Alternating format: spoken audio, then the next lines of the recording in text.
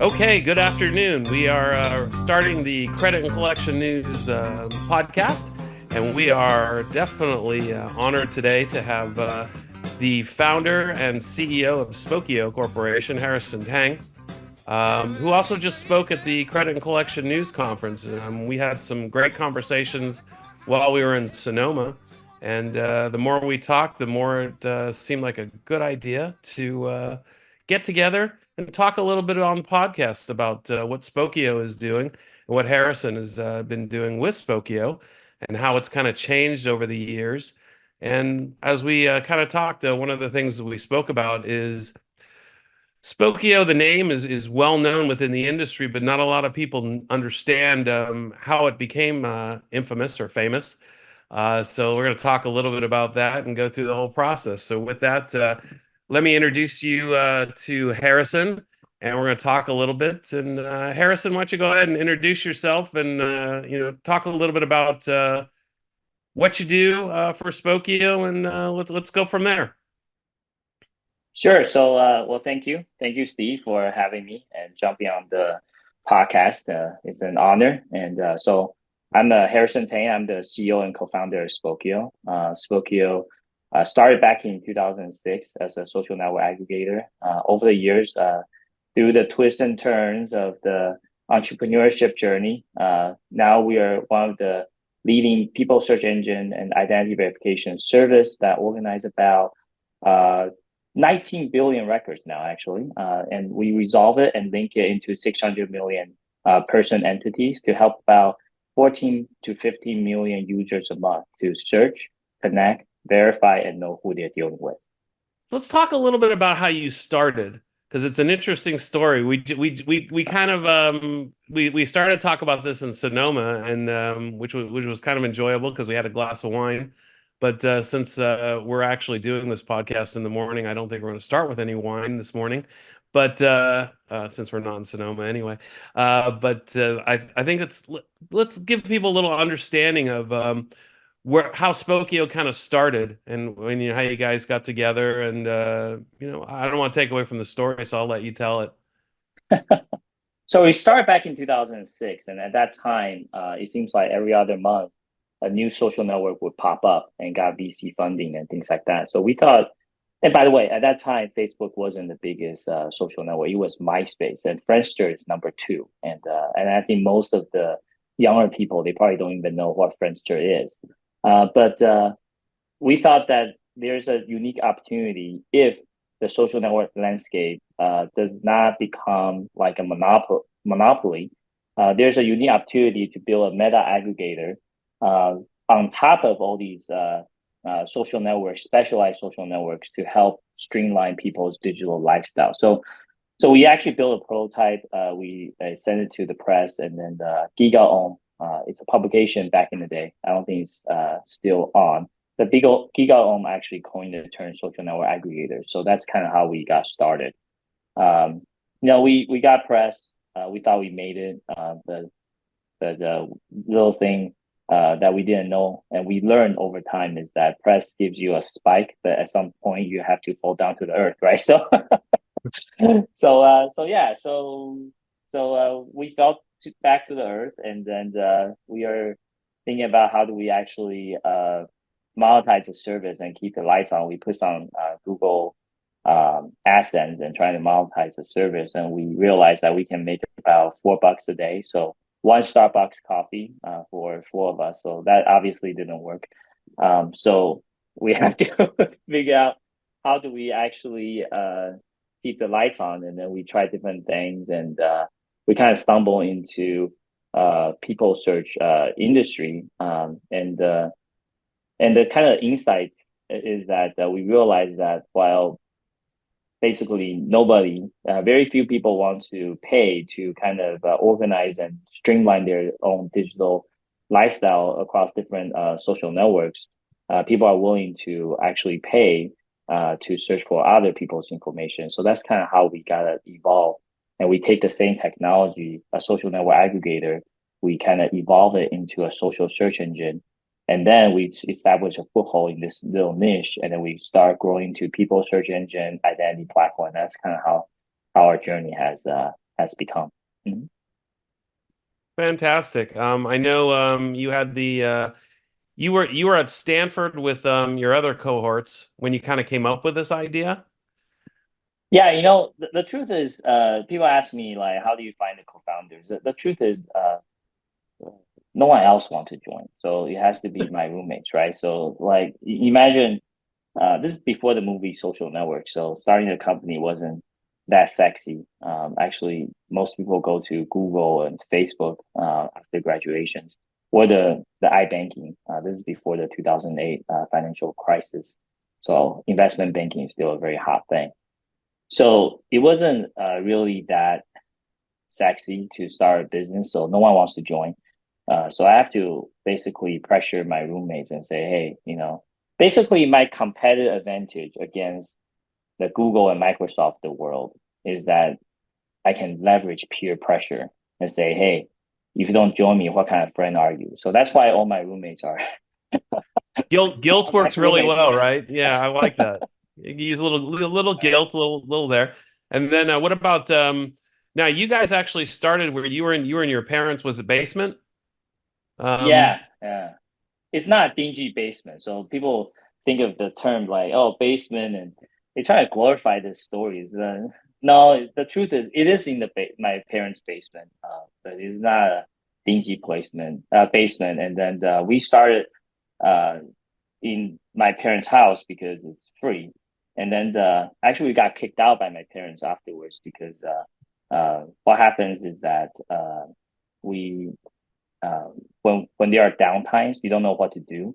We start playing video games, and then my dad is like, oh, "You should get out of the house." I was like, "But here's is free." He said, "No, you want to actually have cash burns, right? So that the failure actually hurts."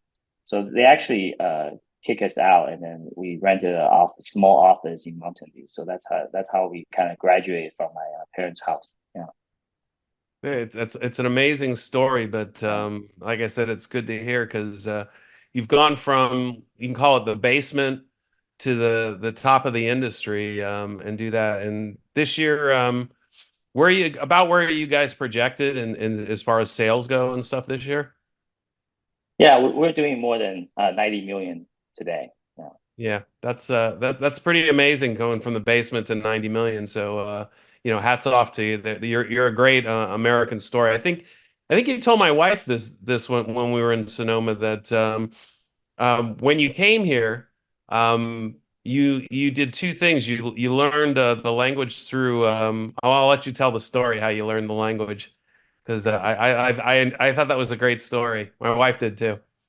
Yeah, well, I came here to the United States from Taiwan when I was 13, and I didn't know English. And so yeah, so the traditional way of doing things, the teacher would say, "Hey, go watch the kids shows," right? And at that time, the thing to do is to watch Barney the dinosaur. And then I was like, I don't think I can do this because I was reading Chinese poems, and then I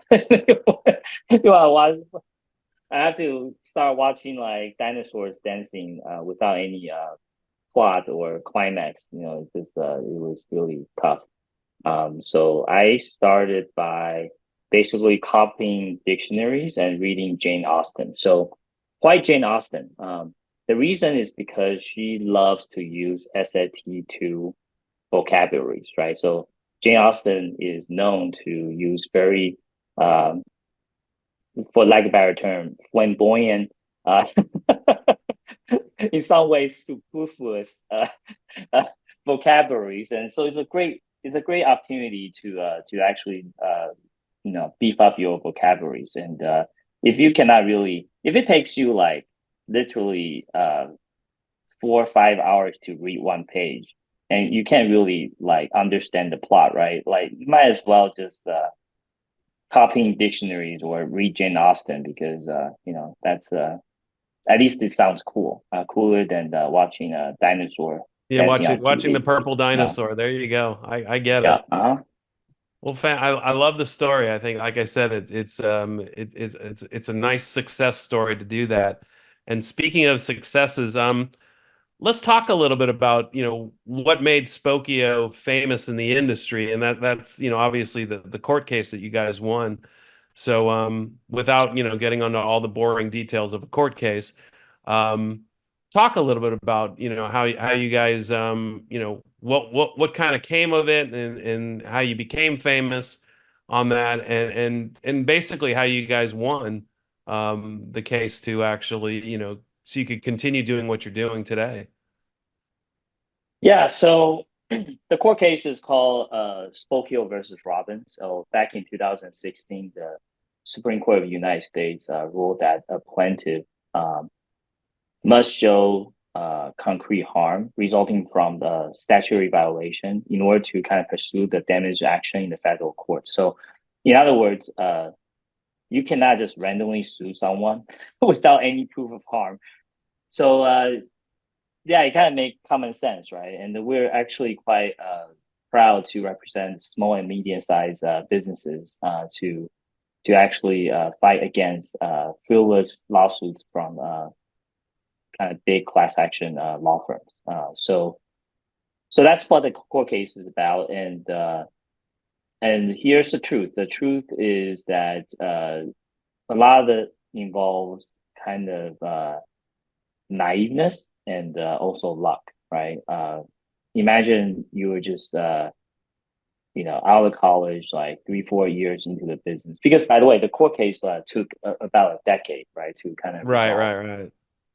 So when we first got a letter, we were just very new. We don't know what's going on. We don't have in-house counsel. We don't know how legal system works, right? So it was quite a scary thing, um, and we didn't know like how to settle court cases and all that stuff. So part of it is just that naiveness, and also the fact that we feel that this is quite unjust. So we kind of fight it all the way, and we are quite lucky to actually be able to uh, win the case, right? Back in Right. 2016. And now it's definitely because, like I said, it's referred to. Lots of people just refer to the case as Spokeo, and that's the damages piece is always something that's always going to be there. But that's the precedent was set. So thank you, because now it would do that. Probably the only one that they would say no, they want damages will be your parents because they want since they finally had to kick you out of their house. They're like, no, we want that. Yeah, we want Yeah, damages. yeah. Right. And by the way, So it has since been kind of reconfirmed by the Supreme Court case in the follow-up case called TransUnion versus Ramirez. yeah. So yeah, I think this definitely are two great precedents to uh, guard against like frivolous lawsuits like that has no basis. Yeah. Fantastic. So let's talk a little bit about how Spokeo has grown because you guys kind of moved from uh, the consumer side to now you're looking at moving into the business side. I know that you kind of transition. You're celebrating your 18th year in business, which is great. Mhm. Congratulations. And then for those that don't follow you on social media, I saw the cake, so I do follow you on social media. So therefore you got it. Although I didn't get a piece of cake, so I'm still, yeah, we're still you owe me for that. Um, but now I notice you guys are moving into the business area from the consumer area, and let's talk a little bit about that and how you guys are kind of making that transition. Yeah, to be very frank, this has always been in our roadmap because data accuracy is or the pursuit of data truth is actually part of our core brand pillars. Um, so data has three main dimensions, right? One is comprehensiveness, and comprehensiveness has two sub dimensions. One is breadth, the other one is depth. So breadth is like field rates and so on and so on, and depth is how many fields you have. But this is basically uh, what we call comprehensiveness. And the second one is freshness. And the most important and the hardest one to crack is accuracy. So for the traditionally our industry focused on comprehensiveness. because it's easier to do. But about 10 years ago, we decided to embark on this pursuit of truth to really tackle accuracy. And one of the dimensions, sub-dimensions to accuracy is source authority. Okay. It turns out that the more authoritative your sources are, the higher likelihood the data is accurate, right? So, for example, uh, my claim about somebody is probably not as trustworthy as DMV's claim about someone else, right? About that person. So Exactly. the source authority is actually quite important. Um, and it just happens that the more authoritative your sources are, the more likely it's regulated. Okay, so for example, credit header information, the header part of the credit report is actually regulated by FCRA and GLBA. Right. So for the longest time, we know that in this path, in this pursuit for data accuracy and data truth, you would have to be able to be compliant with all these laws, all these security standards, so that you can actually be able to integrate and process regulated data sources to improve accuracy. So that's kind of from the kind of a data kind of brand perspective.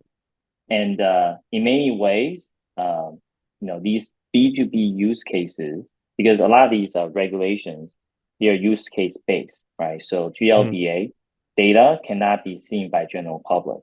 There are some permissible use cases, and collections is one of the permissible use cases under GLBA regulation. So, so that's kind of why we kind of got into these B2B use cases because of this I guess innate desire to kind of know what truth is. Right, and I think that's part of that right party contact that you guys are, real emphasizing and stuff. Talk a little bit about your RPC that you guys do. Yeah, the right party contact essentially combines and integrates regulated content, in this case, credit header, with social media and open source intelligence. And open source intelligence is just the collection and analysis of publicly available data. So it combines all these things to provide a more comprehensive view and trustworthy view around data. So essentially provide a better data intelligence. So you're basically combining your regulated data with the unregulated data, I guess is a good way to put it. Is that, kind of the concept that you guys are doing?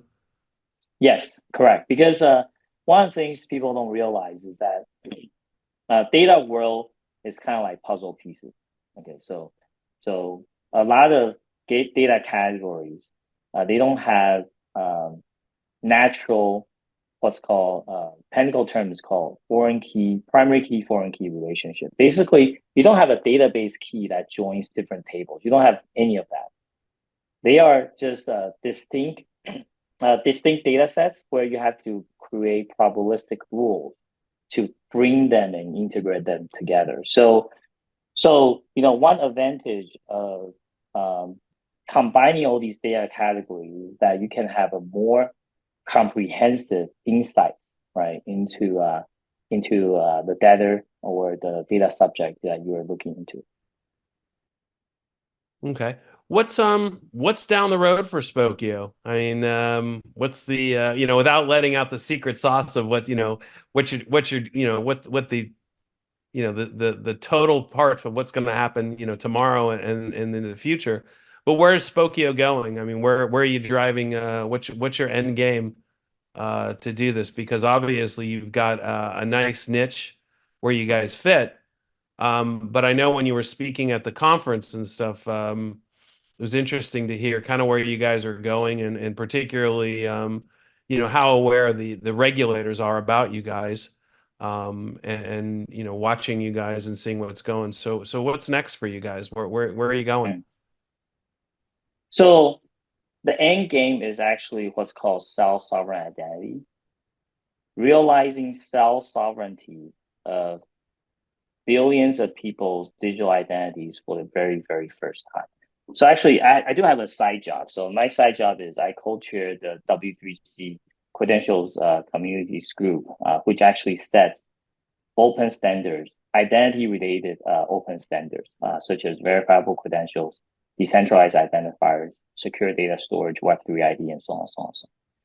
So without getting to the public, the minute details, essentially is building this trust framework and the associated technologies. A lot of it is cryptographically based on cryptography to actually allow users and data subjects to intermediate identity-related transactions so that they can actually achieve self-sovereignty of their digital identity.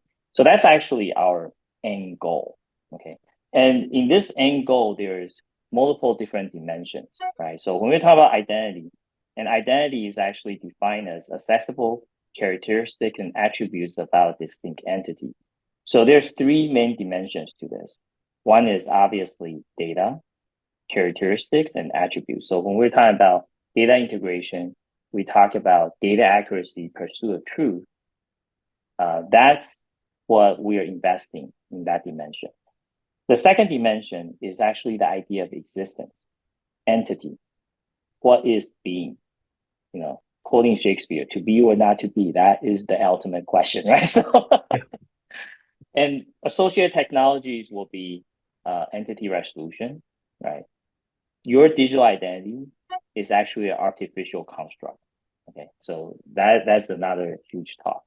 Another associated technology is how can you actually anchor your being on distributed permissionless ledgers called blockchain, so that no one can actually delete and control your account, right? So that's called decentralized identifier. And lastly is access control, right? Because obviously data that is not accessible is just zeros and ones in some database that no one cares about. So when you're talking about security, you're talking about permissioning, authentication, authorization, audit, you're talking about privacy that's under access control. So Spokeo is actually playing all parts so that we can actually realize self-sovereignty of people's digital identity for the very first time. If people want to learn more about Spokeo, then, where do they find you? How can they do? I know, like I jumped on LinkedIn, and I follow you on that, so I get to hear all your stories about not only Spokeo, but about what's going on, whether you're running for the races or and I know you said you're planning on winning this year, so that's a whole new story that I learned. But if people want to find out more about you and about Spokeo, where can they find it? Yeah, if they want to learn more about Spokeo, they can just go to Spokeo, Spokeo.com. And if they want to learn more about me and follow me on different social media, my handle is Tang Talks at TANGTALKS, Tang Talks. And you can find me on LinkedIn, Instagram, Twitter, and so on and so on. Fantastic. Like I said, it's interesting to watch. You're an interesting story, not only from a company standpoint, but from an individual standpoint. I know you have a very young family that also keeps you extremely busy. So when you said you have two jobs, you probably have three, because that third job I'm sure keeps you busy all after hours. And that's a 24-hour a day job to do that. So that Yeah, that'll and keep. they don't listen to you too, right? So Well, no, that's at least employees, you can hold it over their head that it's like, okay, you want to keep your job and stuff. Yeah, kids don't seem to care, so that's they know they're always going to be your kids, and the only thing you can say is that your hair will go from black like yours is to gray like mine is as your kids get older, because that's just the way life treats you, and do yep, that. yep, So it's definitely both my kids had the pleasure of meeting you, and they really enjoyed hearing from you and all your successes and that. So definitely, is there anything else you want to add on your closing remarks, Harrison? Because like I said, it's always interesting to sit and talk to you. Always learn stuff. just talking about all the data. I know our paths are similar in the background because of data and me working for the credit bureaus, and of course you with all the data you've done with Spokeo. But is there anything else you want to chat on before we call this a conclusion? No, I just want to say thank you for having me on this podcast, and I really enjoy meeting you, uh, your family and other people in your conference as well. It's a true pleasure. I learned a lot about the history of the credit bureaus. I learned a lot about the collections industry. I think, collections industry is a lot more complicated and interesting than I originally thought. And I think just want to share with the audience and say, hey, keep up the good work, right? Because at the end of the day, uh, you know, if we don't do a good job, if the recovery rate is low, that cost is just going to be passed on to the regular consumers. And the consumer accountability is no more, it's just going to be a lip service, right? So I think in many ways, we're really trying to hold people accountable, right? And then the kind of uh, creating a just right in our society. So I just want to say, I just want to end with that, and I learned a lot, and I want to say thank you for inviting me. Mhm. Awesome, awesome. It was a pleasure having you on the show, and look forward to talking to you in the future and all the great stuff that you're doing as well as Spokeo. And like I said, I learn something new every day, and all the great items that you're doing. So thank you very much for coming on board and talking with us and chatting with our readers. And with that, we're going to go ahead and put an end to this podcast and look forward to doing many more podcasts and seeing you in the industry at all the other different shows and everything that we do. Thank you, Harrison, and thank you to our listeners. And with that, we'll call it a wrap for this podcast. Everybody have a great day. Thanks.